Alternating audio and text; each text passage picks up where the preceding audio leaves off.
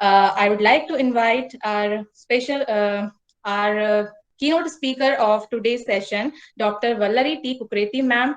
Ma'am is currently posted as assistant professor in SGM College, Doiwala, and her specialization area is clinical psychology. She is also registered with RCI, and ma'am has already published 40 research papers in various reputed national and international journals, and she has an experience of 17 years in this field. And ma'am is also working on an ICSSR project. So most welcome, ma'am. Over to you, ma'am. Thank you, Vinita. Thanks a lot. First of all, I would like to express my heartfelt regards to respected Vice Chancellor, Sir, Professor Ines Bhandari, Sir, Professor J.S. Bish, Sir, Professor Pushpa Avasthi, Ma'am, Dr. Madhu Nayar, Professor Mohammad Gufran, Sir, Hema, Ma'am, and I would also like to thank organizing committee for giving me this opportunity to interact with the guests. Thank you. Now, I would like to start my presentation. I would like to share my screen. Can I? Am I audible? Yes, ma'am. Yes, ma'am. You're audible, ma'am. Yeah. इनको screen ले आओ इनकी.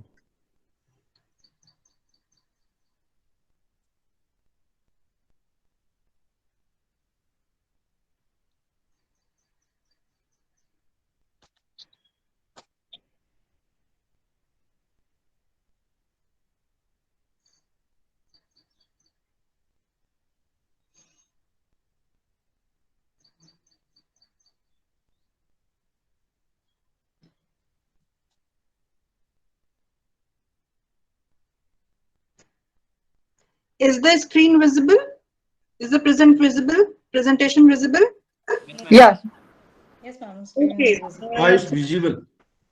Okay आज हम जो बात करेंगे सबसे पहले हम एक ओवरव्यू लेंगे कि बेसिकली इंटरनेट स्मार्टफोन एडिक्शन होता क्या है, क्योंकि जब तक हम ये नहीं समझेंगे कि हम किस चीज को एडिक्शन कह रहे हैं तब तक हम ये नहीं समझ पाएंगे कि आज की तारीख में जो बच्चे इतनी देर तक फोन पे और इंटरनेट पे अपना टाइम दे रहे हैं, exactly is it a problem or not.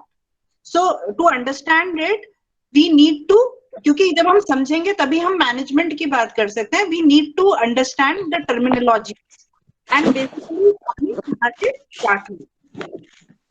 First of all हम लोगों को ये समझना पड़ेगा कि ये इंटरनेट एडिक्शन की जो टर्मिनोलॉजी है और ये जो बातें हैं ये शुरू कहाँ से हुई. तो it is not very far of, ये बहुत पुराना कॉन्सेप्ट नहीं है. It's merely 2 decades old.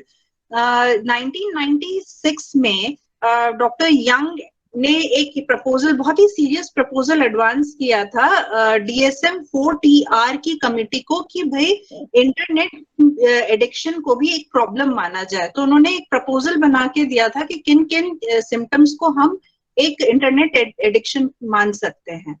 फिर countries like south Korea, China, ये जो कंट्रीज थी इन्होंने इंटरनेट एडिक्शन और स्मार्टफोन, क्योंकि हम जानते हैं साउथ कोरिया जो है टेक्नोलॉजिकली काफी इक्विप्ड है, तो ये जो कंट्रीज थी इन्होंने ये एक्सेप्ट किया और एक्नॉलेज किया कि हम लोगों के यहाँ इंटरनेट एडिक्शन जो है एक पब्लिक हेल्थ इशू बन चुका है.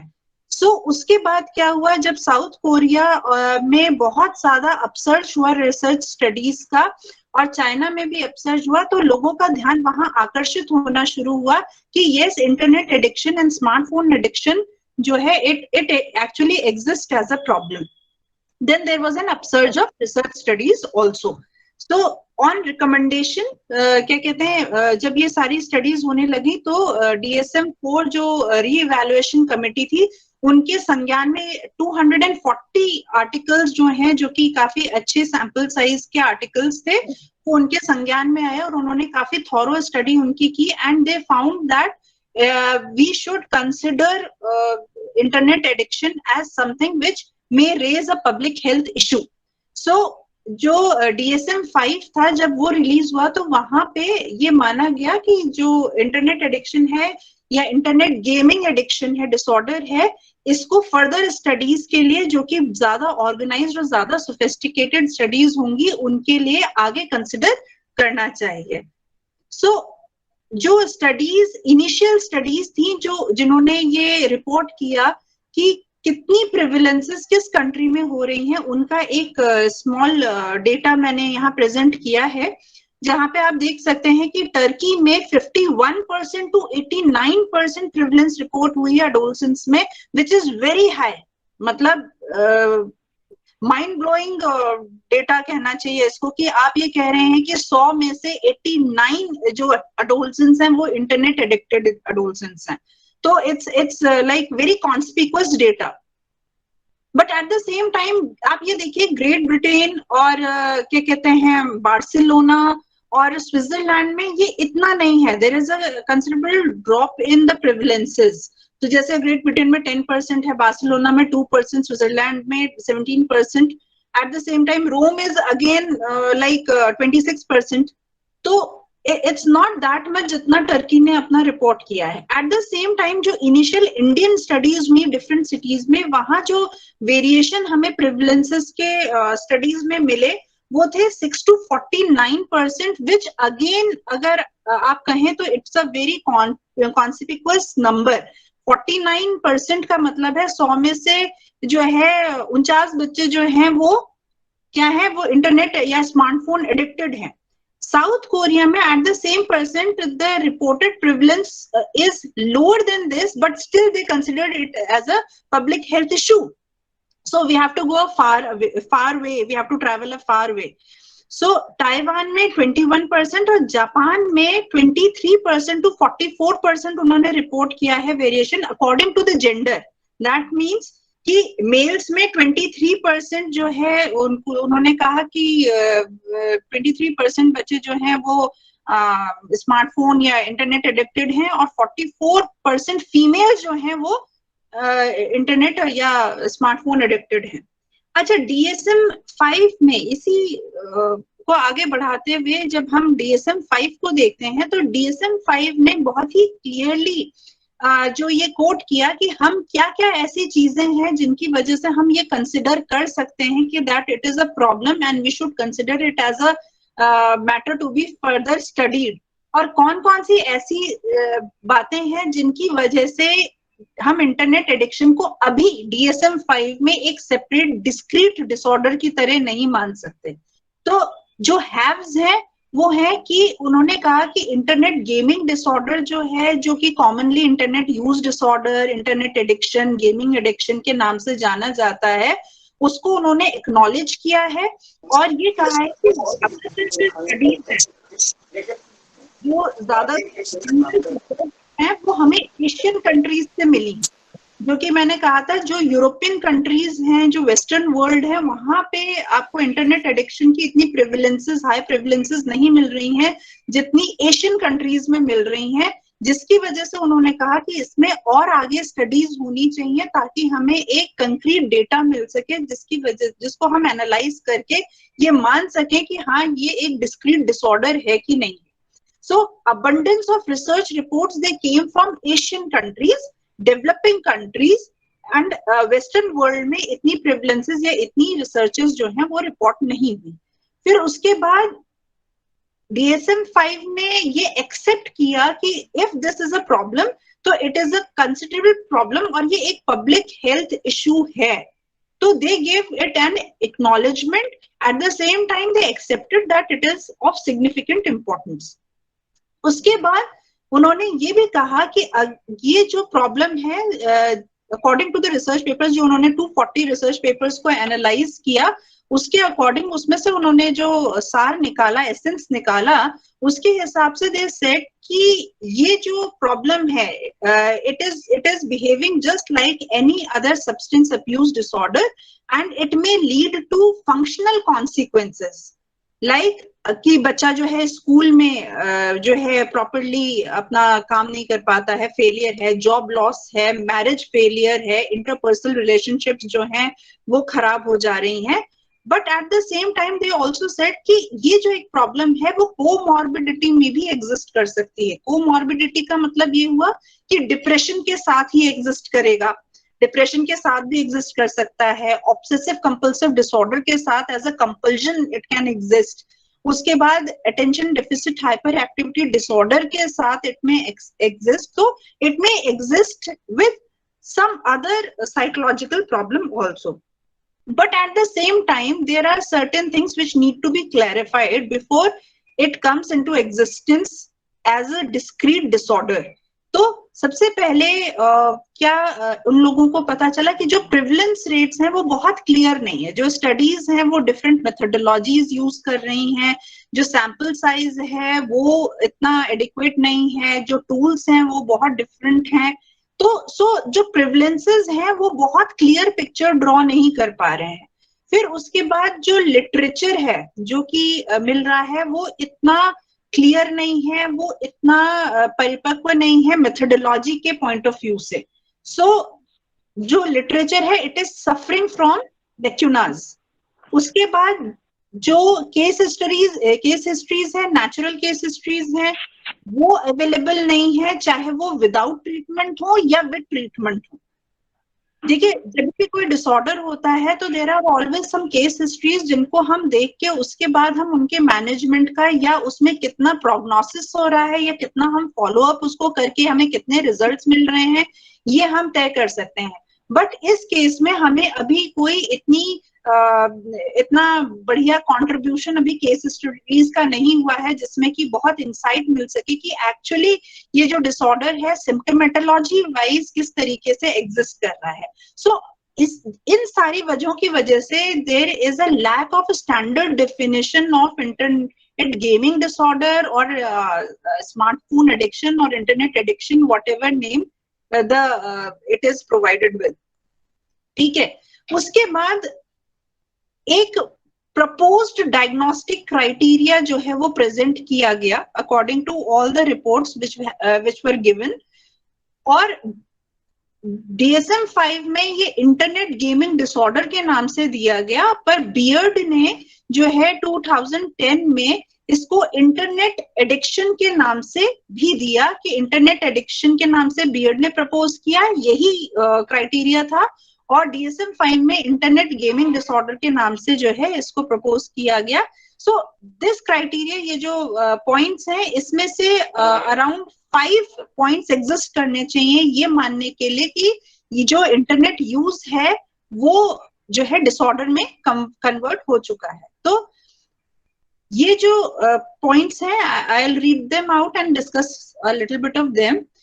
should lead to significant impairment और distress, मतलब जो इंटरनेट यूज हो रहा है उससे कोई फंक्शनल इम्पेयरमेंट होना चाहिए या कोई ऐसा साइकोलॉजिकल डिस्ट्रेस क्रिएट होना चाहिए which is worthy of clinical attention. ठीक है, ऐसा कोई फंक्शनल इम्पेयरमेंट का मतलब होता है कि या तो कोई वोकेशनल लॉस हो रहा है कि इंसान जो है अपना काम धंधा जो है सब छोड़ के वो प्री ऑक्युपाइड है इस चीज से कि मुझे इंटरनेट पे ही सर्फिंग करनी है या मुझे इंटरनेट पे गेम खेलना है या फिर इंटरनेट की में सोशल मीडिया पे ही प्रेजेंट रहना है, या फिर आपकी इंटरपर्सनल रिलेशनशिप्स सफर कर रही हैं, डैमेज हो रही हैं, या फिर आप पर्सनल फंक्शनिंग सफर कर रहे हैं। जैसे आपके जो बेसिक फंक्शंस होते हैं, जैसे कि आप सुबह उठे, आपने ब्रश किया, आपने क्या आप जो है अपने सारे काम छोड़ के जो बेसिक जो स्टैंडर्ड काम है आपके, जो डेली रूटीन के काम है वो भी छोड़ के आप जो है इंटरनेट पे कर रहे हैं, अगर ये है and it is creating a distress for you, psychological stress भी क्रिएट कर रहा है आपको, तो you may consider it as a problem.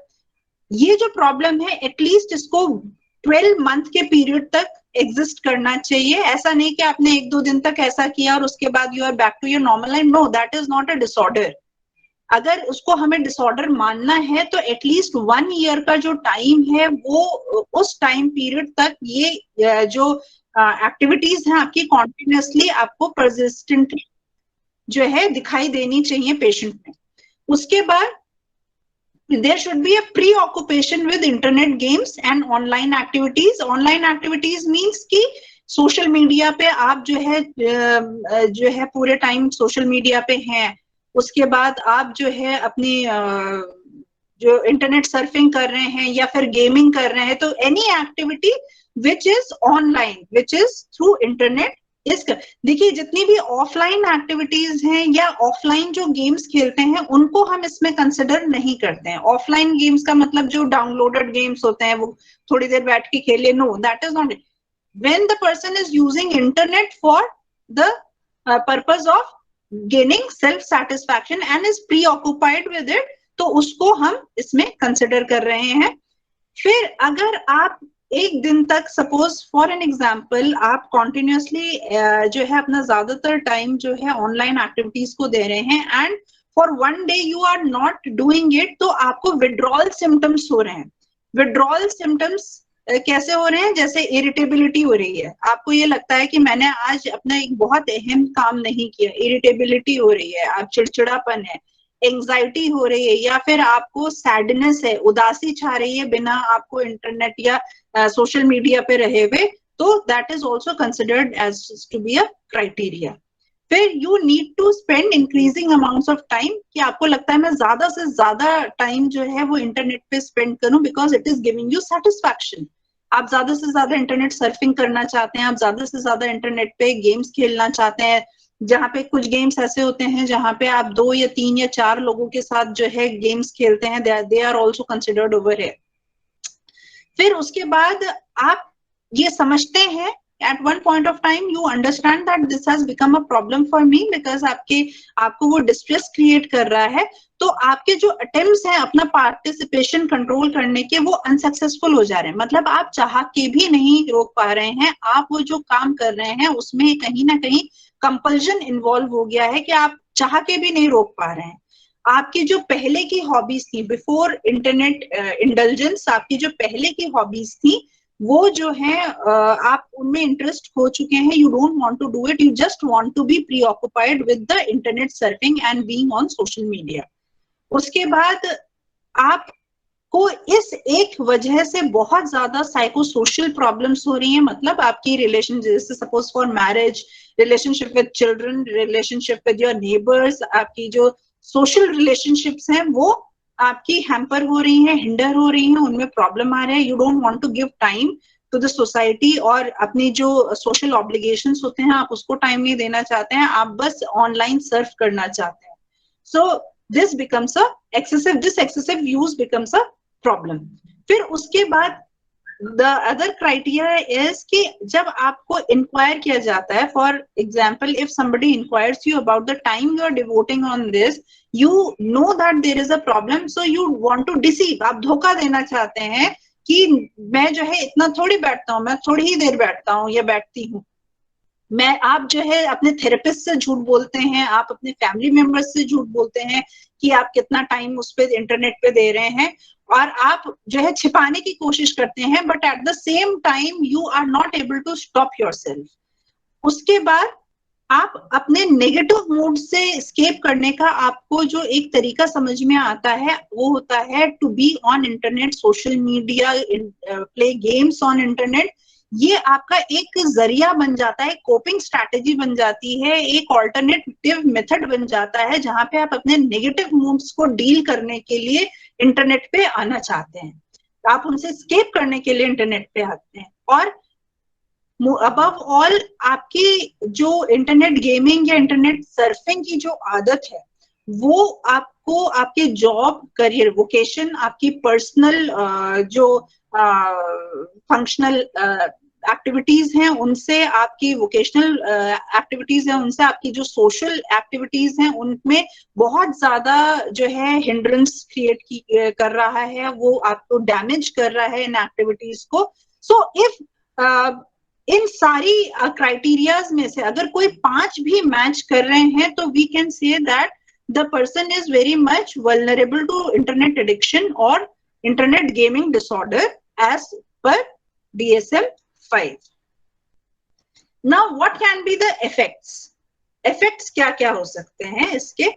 The more the person is on internet, the more socially lonely the person is. एक loneliness की feeling जो है वो ज्यादा आती जाती है, और जितनी ज्यादा वो लोनलीनेस की फीलिंग आती है तो उतना ज्यादा इंसान जो है वो इंटरनेट में या सोशल मीडिया पे रहता है, and then it becomes a vicious circle. मतलब एक ऐसा सर्कल वो बन जाता है जिसको वो तोड़ नहीं सकता, कि इंटरनेट पे रहने की वजह से, इंटरनेट ओवर यूज की वजह से the person is getting lonely. The more the person is getting lonely, the more the person is using internet, so it becomes a vicious circle. The person gets trapped in that kind of circle.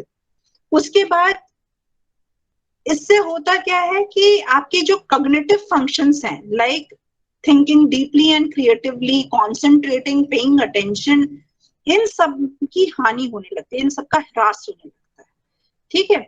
उसके बाद इंसान जो है, जैसे कि मैंने बताया, social activities और एम्पैथी जो है उसका लॉस होने लगता है, उससे विड्रॉल होने लगता है ना। Empathy, what is empathy? Empathy is basically a very higher level of your emotional functioning, जहां पे we are able to feel and perceive the emotions of the other person.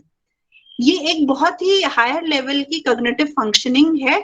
But then because you are devoting so much of time on internet and there is no interaction, no social interaction, no lively and जो है हम कह सकते हैं vivid आपका social interaction नहीं है, तो उसकी वजह से क्या होता है, आपकी जो एम्पैथेटिक एबिलिटीज हैं वो कम होने लगती हैं, उनका लॉस होने लगता है। देन स्लीप डिस्टर्बेंसेस होते हैं। स्लीप डिस्टर्बेंसेस का मतलब you are able to maintain a poor quality of sleep. आपको बार बार लगता है, आप नींद से छिचक के उठते हैं और आपको लगता है कि मैं सोशल मीडिया पे अभी क्या पोस्ट हुआ है मैं देखती हूँ, फटाफट आप अपने मोबाइल को देखते हैं कि हाँ व्हाट्सएप पे क्या मैसेज आया है, आप ये चेक करते हैं कि हाँ कोई मैसेंजर में कोई मैसेज तो नहीं आया, टेलीग्राम में कोई मैसेज तो नहीं है, अगर सोशल मीडिया फेसबुक में कुछ नया पोस्ट किया है किसी ने। So your sleep, the quality of your sleep जो है इट बिकम्स वेरी पुअर।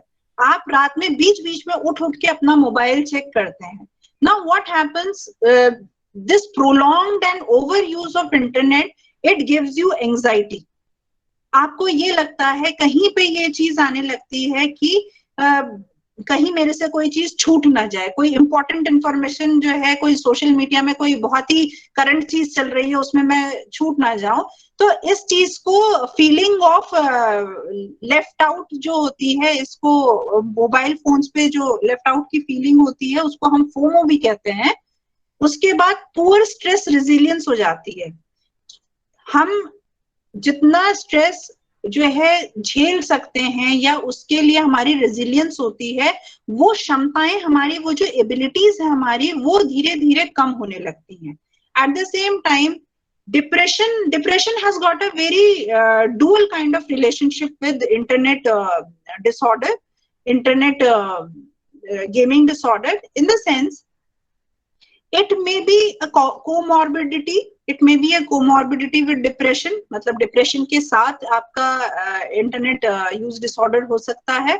आपका इंटरनेट यूज डिसऑर्डर की वजह से डिप्रेशन हो सकता है, because over being for prolonged times on internet is creating stress, the stress is generating depression.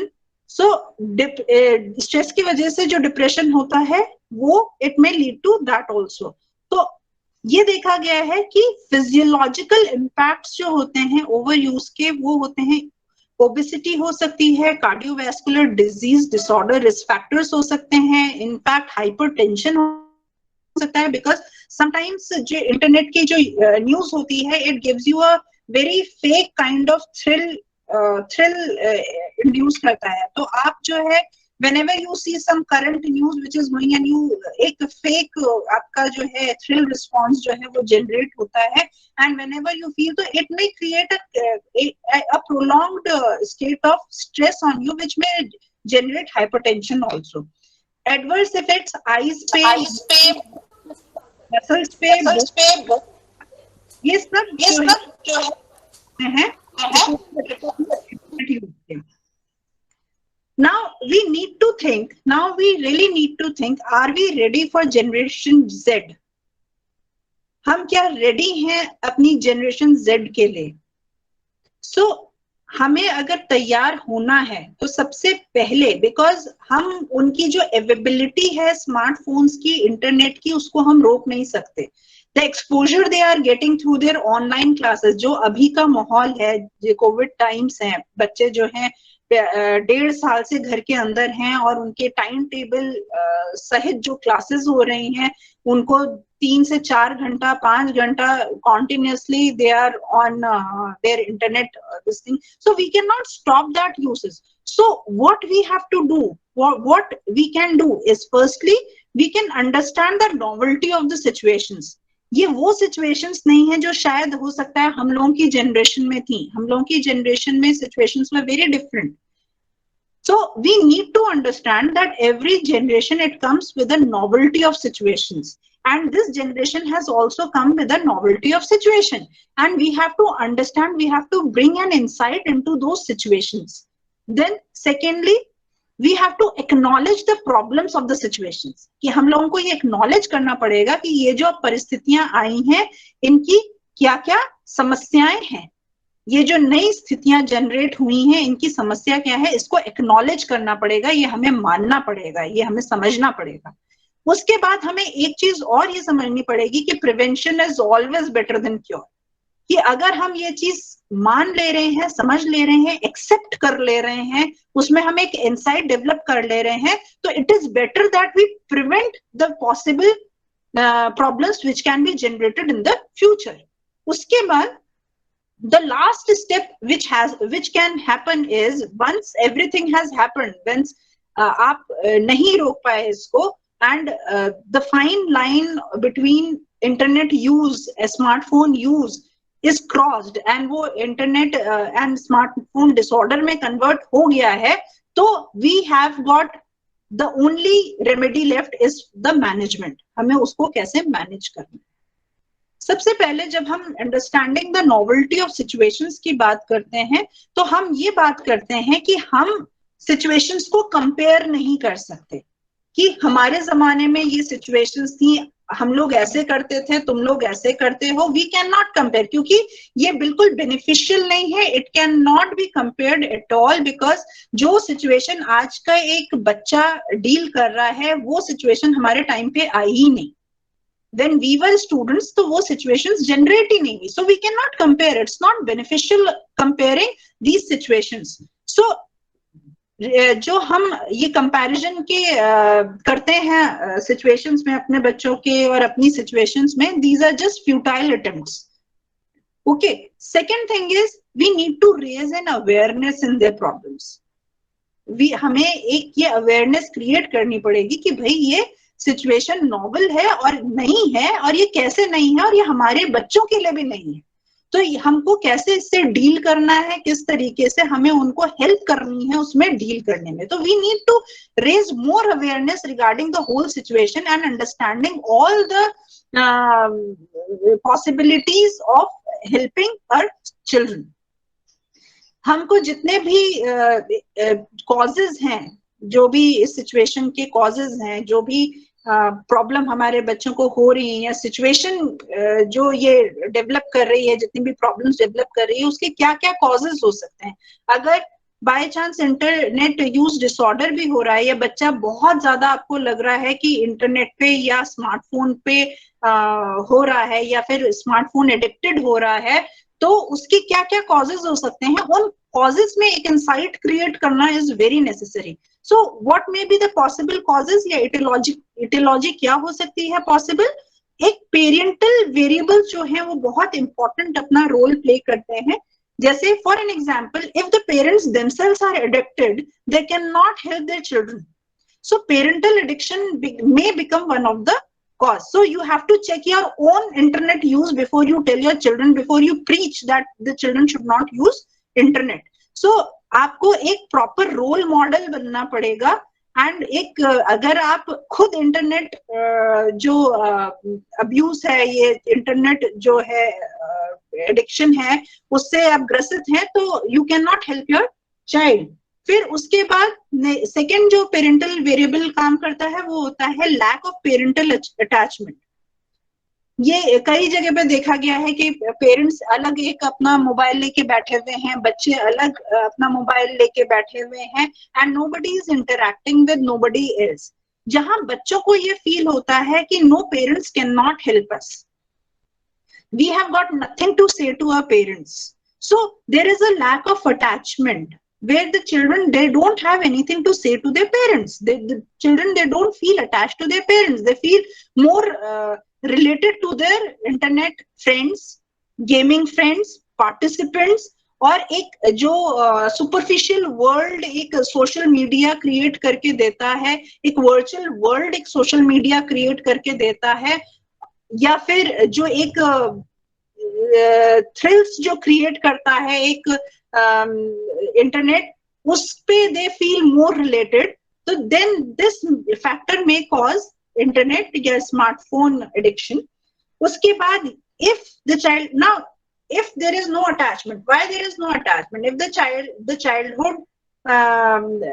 childhood history of the child is filled with maltreatment and everything, तो that may be a cause जिसकी वजह से जो है बच्चे में parental attachment, parents से attachment नहीं है. उसके बाद I was talking about FOMO, the fear of missing out. The child feels कि if I'm not on social media, people will forget me. Yeah, I don't have an identity. Identity crisis हो जाएगा मुझे, या I'll miss out something very important if I'm not there. What will my friends will say if I'm not there? So the fear of getting missed out, FOMO, it again plays a very important role. फिर phubbing is जहाँ पे parents जो हैं बच्चों को snub कर देते हैं because they want to get engaged in their social media and internet activities. They want to get more and more busy. So अगर बच्चा कुछ कह रहा है तो वो उनको बच्चों को स्नब कर देते हैं and they don't want to get involved in that. So that may be one reason जिसकी वजह से जो है बच्चों के अंदर एक फबिंग की एक टेंडेंसी जो है, उसकी वजह से बच्चों के अंदर फैमिली के साथ या पेरेंट्स के साथ एक कनेक्शन कम हो जाता है. उसके बाद डिप्रेशन, एंजाइटी, बच्चों की पुअर सेल्फ एस्टीम. दे अगर if they themselves are having poor self esteem, so they try to cope up with that self esteem. they वो उसका जो compromise करना चाहते हैं उस poor self esteem को, lack of self esteem को, वो अपने social media group के थ्रू करना चाहते हैं, fake identities के थ्रू करना चाहते हैं, वो वहां पे अपनी identity ढूंढना चाहते हैं. या मियर बच्चे जो हैं आज की तारीख में, क्योंकि बच्चे घर में ही हैं और दे से कि हम बोर हो रहे हैं इसलिए हम इंटरनेट यूज कर रहे हैं इतना ज्यादा. सो they may say that merely for avoiding boredom we are on internet for such a long time, and they are not realizing that where that fine line is getting crossed, कि कहाँ वो सिर्फ boredom के लिए एक boredom reduce करने के लिए एक माध्यम से वो एक addiction में convert हो रहा है. फिर कई बार जो है escaping stress के लिए जो है stress को escape करने के लिए जो है वो कर रहे हैं, and they don't want to face the stress. So stress को अवॉइड करने का एक माध्यम जो है इंटरनेट यूज हो जाता है. And there is one term which has came into existence, that is nomophobia. Nomophobia is like fear of not having a working mobile in your hand. कि अगर आपको ये फोबिया होता है कि ऐसा ना हो जाए कि मेरे हाथ में एक वर्किंग मोबाइल फोन ना हो, स्मार्टफोन ना हो. So again these may be the causes जिसकी वजह से जो है smartphone addiction जो है it may take place. Now how can we acknowledge the problems, कि कैसे हम ये acknowledge करें कि problem है. So acknowledgement can involve a 3-step process. Like first of all, accept the problem. Accept the problem that this problem exists. ये problem exist कर रही है. Like we have accepted that the problem existing. इसी वजह से ये जो lecture है वो हो रहा है, क्योंकि हम ये accept कर रहे हैं कि हाँ this is one of the problems which are existing these days. फिर उसके बाद seeking the possible solutions. हम causes को देखते हैं कि what may be the cause, क्योंकि जब तक हम cause को नहीं देखेंगे तब तक ना हम treatment की बात कर सकते हैं, ना हम जो है possible solutions की बात कर सकते हैं, ना हम बात कर सकते हैं एक understanding की, ना insight की बात कर सकते हैं. So we need to understand, we need to accept the situation and then seek the possible solutions of the problem.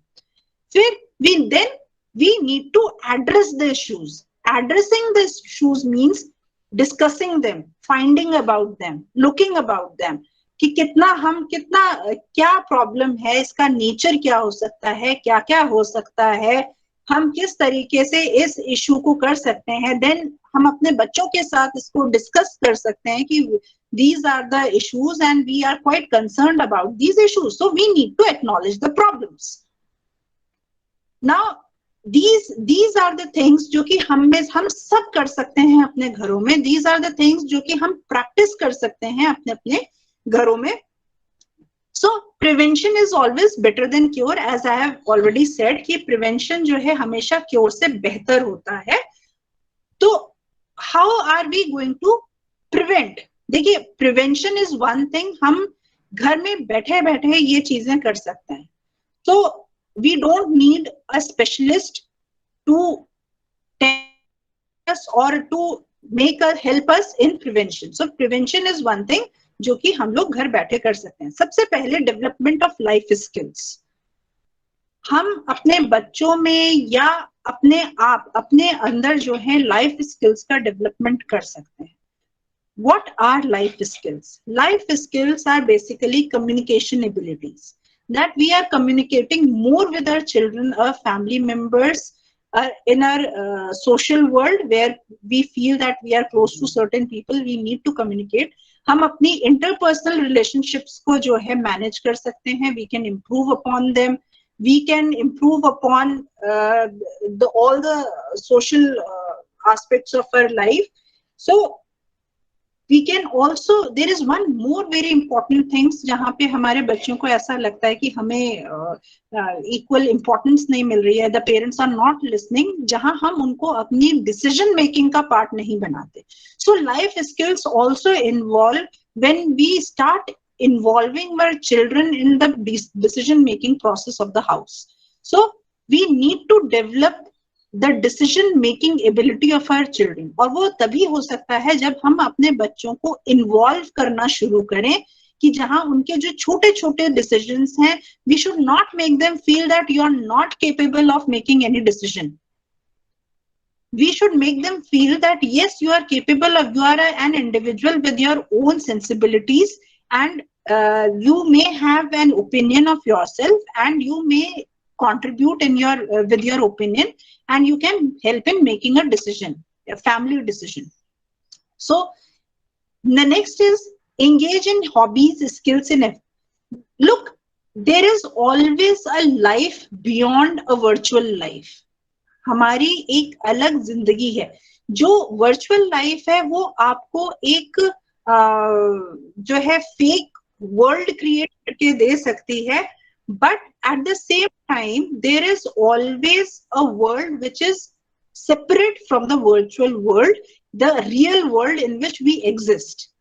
So we need to explore our creativities, हमारी skills, हमारी hobbies हम खुद भी एक्सप्लोर करें, because we have to become good role models for our children. अगर हम खुद ही नहीं करेंगे, हम अपने बच्चों से कहेंगे कि नहीं तुम्हें अब अपनी क्रिएटिविटी पे टाइम देना चाहिए, but we ourselves are on internet, हम खुद अपने एक वर्चुअल वर्ल्ड में engaged हैं पूरे time. So we are not becoming good role models for our children.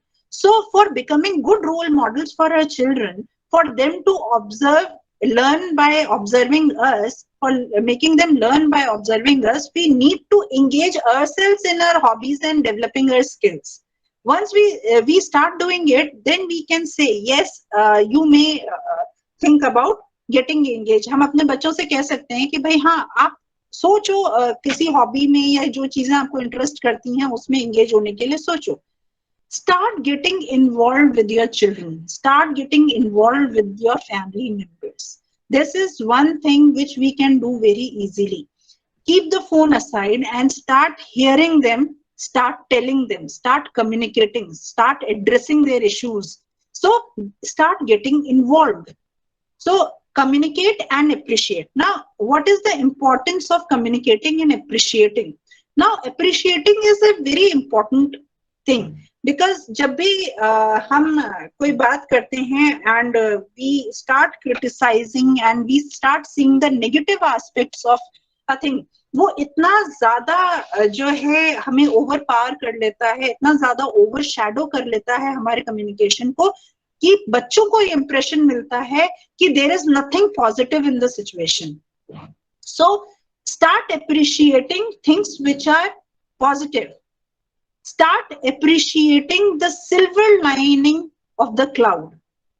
Every cloud has a silver lining. This is a saying. So we should appreciate that silver lining. That cloud exists. Everybody knows that cloud exists. But we have to attract the attention of our children that that silver lining also exists. हमें अपने बच्चों का ध्यान वहां आकर्षित करना पड़ेगा कि ये जो सिल्वर लाइनिंग है ये भी एग्जिस्ट कर रही है. So we need to communicate with our children, with our family members for that. There is an environment of positivity, holistic visual approach जहां पे कि हम पूरी सिचुएशन को एक होलिस्टिक वे में देख रहे हैं. जहां हम कॉन्स की बात कर रहे हैं वहां हम प्रोस की भी बात कर रहे हैं. हम जहां ये बात कर रहे हैं कि हाँ ये प्रॉब्लम है, पर at the same time there are certain positive things also. So the child does not have to think that there is something very bad which is happening with us and we need to escape to virtual to save us from that thing. So we need to attract attention of our children and the family members that there is a silver lining which is existing and we can enjoy that silver lining also. We should appreciate that silver lining also. Meditate and exercise. Meditation and exercise. Now people may say how it is going to benefit us psychologically कि meditate करना और exercise करना किस तरीके से हमें psychologically help कर सकता है.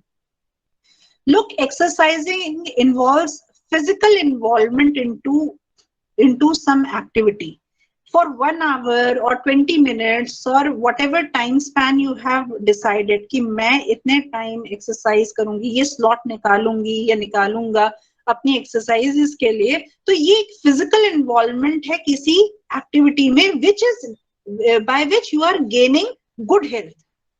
सो you are investing your mind, your energies, physical and psychological, both for those 20 minutes into something which is going to give you a good shape, a good physical health. Secondly, आप exercises के बाद जब oxygen content आपके lungs में जाता है, जब आप बहुत ऑक्सीजन का इंटेक करते हैं, आपके लंग्स में काफी ऑक्सीजन जाता है, तो इट रिलैक्सेस यू.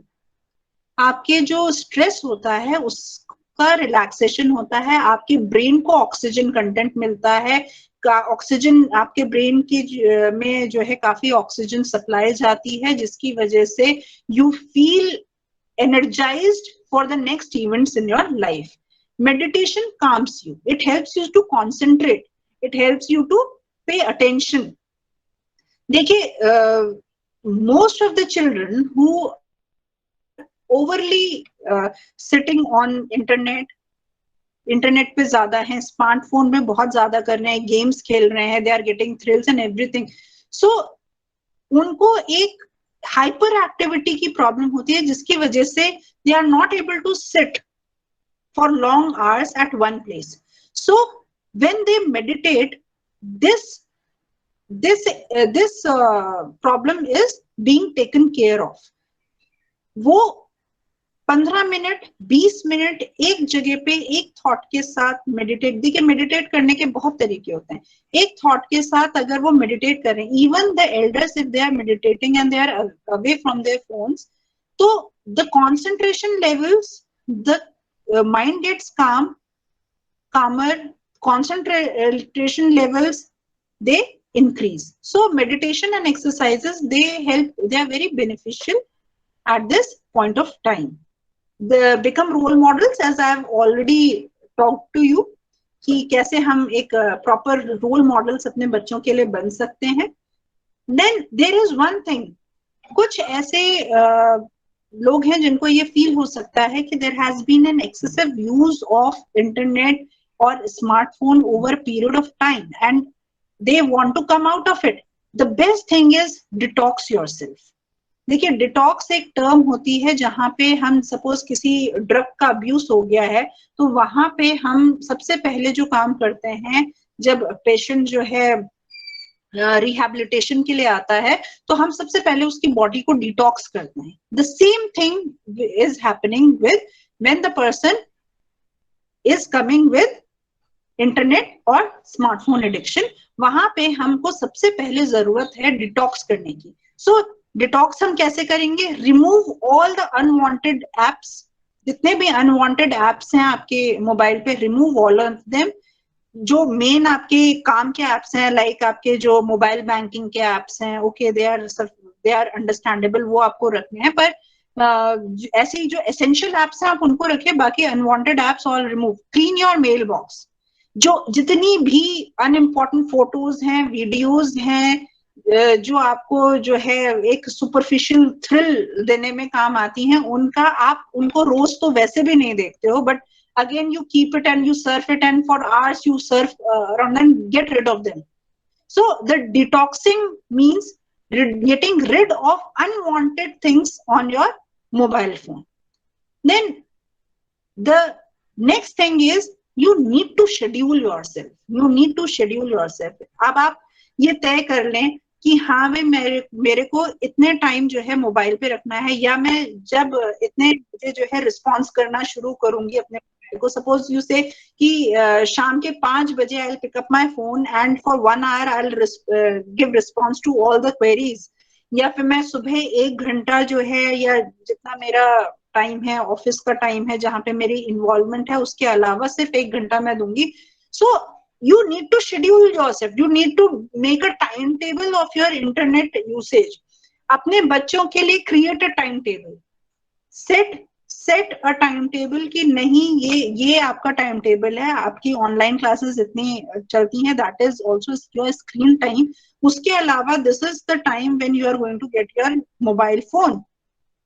उसके अलावा you are not going to get your mobile phone. You need to get engaged into things जहां which are better, which are not on screen, which are not in virtual world. आप अपनी hobbies में जाओ, exercise करो, आप अपनी learning करो, या फिर यू डेवलप सम स्किल, और you communicate, you chat, you play family games like carrom board खेलो। ये so there are so many things, you have to provide the options. ठीक है, You need to understand this thing that scheduling जो है वो 21 दिनों तक मुश्किल होती है, जहां पे उसको फॉलो, अगर आपने 21 दिन तक अपना शेड्यूल फॉलो कर लिया, उसके बाद वो हैबिट में कन्वर्ट हो जाती है, इट बिकम्स अ हैबिट। सो आप हैबिचुअली अपने फोन का जो यूज है उसी दौरान करेंगे। Then prioritise, what is your priority. आपको प्रायोरिटाइज करना पड़ेगा कि आपकी प्रायोरिटी क्या है। आपकी प्रायोरिटी इस समय फैमिली है, आपकी प्रायोरिटी आपके जो इंटरनेट के मैसेजेस हैं या गेम्स हैं वो है। You need to prioritise what comes more important to you, and after making a scale of it, after making a scale of your priorities, you need to address them according to the priorities, the level of the priority. अगर top most priority है, do them immediately. And अगर आपकी least priority में कोई चीज है, तो that means that thing is not that important, you need to address at that time. So taking all these things in consideration, अगर हम लोग ये सारी चीजें करते हैं, तो we are surely able to prevent crossing the fine line from internet and mobile phone use to the internet and smartphone addiction. ये जो फाइन लाइन जो है उसको क्रॉस करने से हम अपने आप को भी और अपने बच्चों को जो है बचा लेंगे। Now we'll come to management. Management की बात वहां आती है जहां we have started realising and acknowledging that the problem has occurred, कि ये प्रॉब्लम अब हो चुकी है, अब यहाँ हमें एक स्टेप उठाने की जरूरत है। सो अब मैं जो आपको बताऊंगी, there are certain techniques which have been found to be very helpful in various reported studies for internet abuse, internet addiction, internet and smartphone addiction. इन इंटरनेट एंड स्मार्टफोन एडिक्शन के लिए ये जो टेक्निक्स हैं काफी कारगर रिपोर्ट हुई हैं काफी स्टडीज में, उनको हम डिस्कस करेंगे। सबसे पहले motivational interviewing. Now, motivational interviewing is a very interesting method which was introduced by William Miller in 1983. ये एक क्लाइंट सेंटर्ड और डायरेक्टिव मेथड है जहां पे जो थेरेपिस्ट है वो इंटरैक्ट करता है अपने क्लाइंट के साथ and he starts discussing the problems. He starts discussing the causes of the problem. He starts exploring the client's ambivalence to get cured. That इसका जो पूरा पर्पस है वो ये है कि किस तरीके से जो क्लाइंट है उसके अंदर एक इंट्रिंसिक मोटिवेशन को जगाना कि I need to change, I need to come out of the problem in which I am there. जो इसमें टेक्निक्स इस्तेमाल होती हैं वो होते हैं open ended questions. The therapist he asks open ended questions. उसमें वो पूछता है कि what is, suppose for an example the therapist he asks कि what is more important for you. Now the answer of this question may involves many things which may eventually not be that important for the client. But he may be thinking that the client may be thinking that these things are important. So shifting his attention to actually the important things in life is the purpose of this interview. कि actually जो चीजें उसके life में important है उनकी तरफ उसका attention grab करना, ये purpose बन जाता है इस technique का. Reflective listening is very important during this process. Motivational interviewing के वक्त जो है reflective listening जो है बहुत important हो जाता है. Affirmation करना कि whether the patient is going in the right direction or not, right direction of thoughts or not, and summarizing the whole discussion. It becomes the important technique of motivational interviewing. Then family training. देखिए हमने जब causes की बात की तो हमने ये देखा कि फैमिली ट्रेनिंग जो है वो फैमिली की जो कनेक्टेडनेस है वो बहुत इंपॉर्टेंट रोल प्ले करती है इंटरनेट एंड स्मार्टफोन एडिक्शन में. So when this thing has occurred, तो जब इसके हम मैनेजमेंट की बात करते हैं तो family training becomes an important method through which we can help the patient coming out of his internet और स्मार्टफोन एडिक्शन. तो इसमें जो सिग्निफिकेंट फैमिली मेंबर्स होते हैं उनको हम इन्वॉल्व करते हैं थेरेपी के दौरान और हम उनकी मदद से सब लोग फैमिली ट्रेनिंग की मदद से हम मोटिवेट करते हैं कि किस तरह से the whole family can be motivated and help the client in cutting his internet usage and motivating the client that he can do it, he is capable of doing the process. Then reality therapy. Now reality therapy जो है ये बहुत important एक function है जो कि बहुत ही अच्छा इसका prognosis पाया गया है. इसमें काफी अच्छे results भी पाए गए हैं reality therapy के. इसका जो function होता है वो ये होता है कि ये encourage करता है जो individual है, जो क्लाइंट है उसको, कि वो अपनी लाइफ में एक चेंज लेकर आए. ये जो पूरे सेशंस चलते हैं रियलिटी थेरेपी के, ये कॉन्सेंट्रेट करते हैं कि पेशेंट जो है वो अपनी रिस्पॉन्सिबिलिटी ले अपने बिहेवियर के लिए. वो रिस्पॉन्सिबिलिटी ले, वो ये समझे कि अगर वो इतने टाइम तक इंटरनेट पे या स्मार्टफोन पे इंडल्ज्ड है, उसको यूज कर रहा है, तो वो सिर्फ और सिर्फ उसकी चॉइस है. ये किसी और का उस पर दोष रखने की बात नहीं है. तो वी बेसिकली रियलिटी थेरेपी में we want to take out the patient from getting indulge into a blame game कि इसकी वजह से और उसकी वजह से. No, the getting involved in reality therapy concentrates on developing this insight in the patient that in internet for such long hours is his choice, his or her choice. Nobody is forcing him to do so. and if it is his choice, he or she can easily come out of it.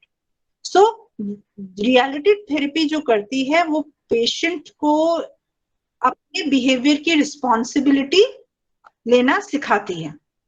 Secondly, इसमें जो time management है, किस तरीके से आप अपने time को manage कीजिए कि you are able to manage whatever is unavoidable to things which are more important in your life.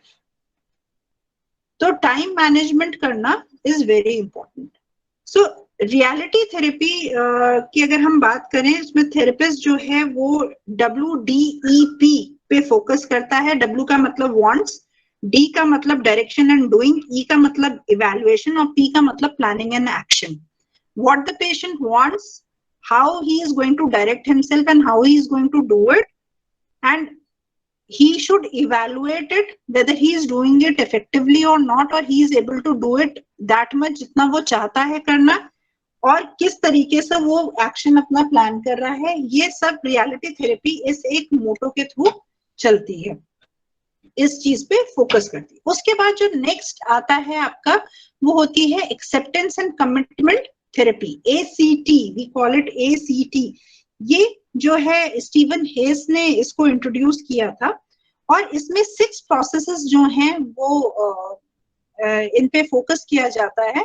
But जो 6 प्रोसेसेस हैं उन पे जो फोकस किया जाता है, उसके पीछे जो एक फोकल पॉइंट होता है वो ये होता है कि हमें mindfulness oriented cognitive behaviour therapy जो है उसको, उसमें पेशेंट को इन्वॉल्व करना है, जहां पे the patient is aware of what kind of behaviour he wants himself to do.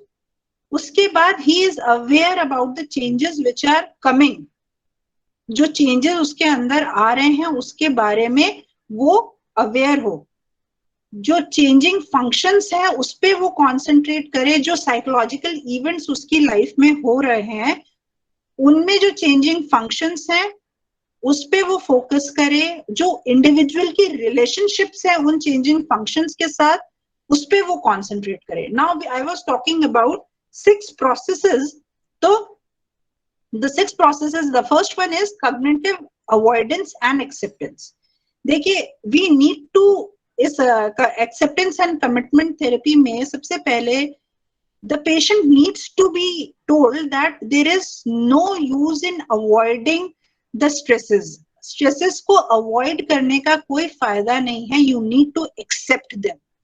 आपको ये मानना पड़ेगा कि आपके environment में क्या stresses चल रहे हैं, क्योंकि आप उनको अवॉइड करके वर्चुअल वर्ल्ड में एस्केप करना is not a solution. For having a solution you need to accept the stresses.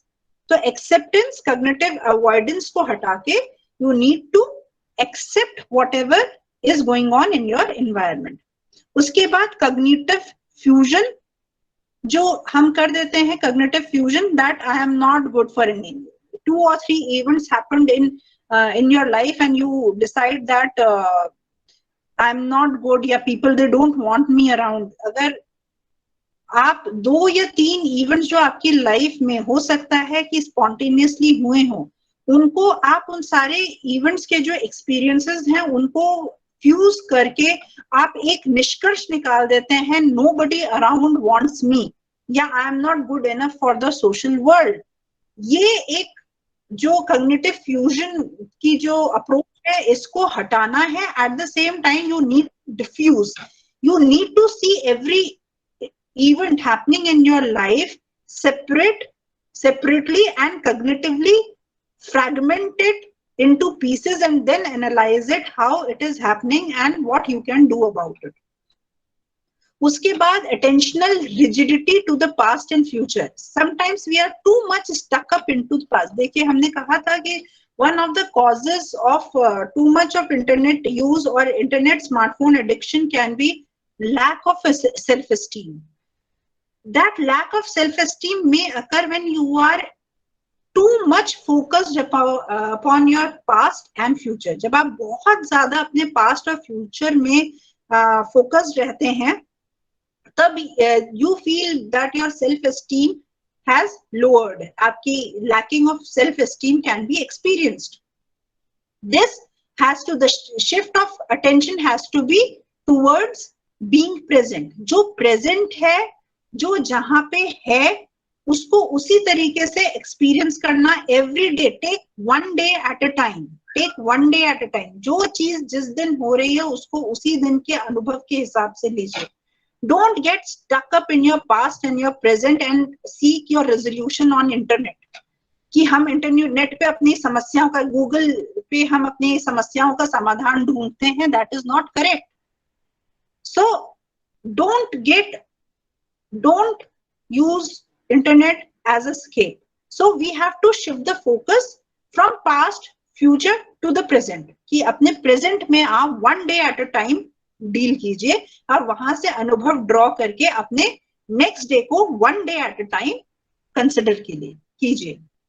कंसेप्चुअलाइज्ड self, एक कॉन्सेप्चुअलाइज्ड सेल्फ जो होता है जहां पे हम कॉन्सेप्चुअलाइज कर लेते हैं, हम एक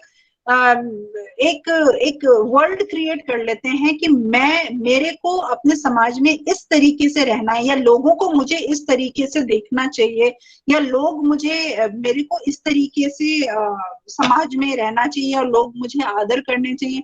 ये एक कंसेप्चुअलाइज्ड जो सेल्फ है, जो सिर्फ कॉन्सेप्ट्स में रहता है, उससे बाहर निकल के जो अपने आप, जो आपकी अपनी अंदर की प्रतिभाएं हैं, ये ना देख के कि लोग मेरे अंदर क्या देख रहे हैं कि मेरे अंदर होना चाहिए कि नहीं होना चाहिए.